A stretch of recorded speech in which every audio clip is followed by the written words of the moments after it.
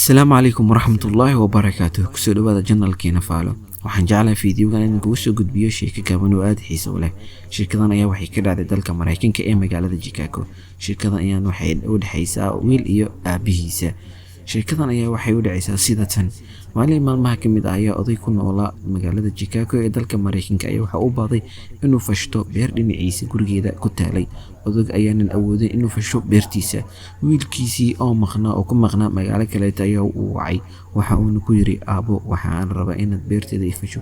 Wiilka ayaa ku jawaabay aabo haddii waan maqanahay balse ma awoodo inaan hawshaas hadda ku qabto.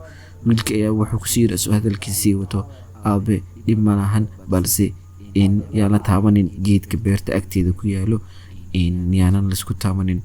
aabihii awal walisan oo cabsanaya ayaa si degdeg ah markuu wiilkiisii kaga baxay qadka ayuu waxa uu wacay ciidamada booliiska. kadib ayaa ciidamadii booliiska si degdeg ku imaadeen iyagoo ay la socdaan FBI-da, CIA-da iyo ciidamada qaaska ah. ayagii ayaa beertii faleen dhan walba wax walba way ka raadiyeen. markii ay ka waayeen meeshii ay isaga tageen wax yar kadib ayaa wiilkii waxa uu soo wacay aabihiisii.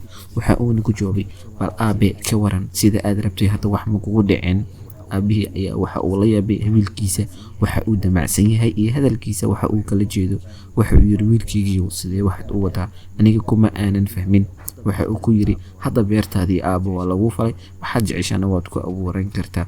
sheekadan ayaan waxay tahay sheekad xilmad leh lagana faa'iideysanaya xigmado badan. caqligaaga badan waxaad ka awood badan yahay xoog bila macna ah aan waxba tirinin.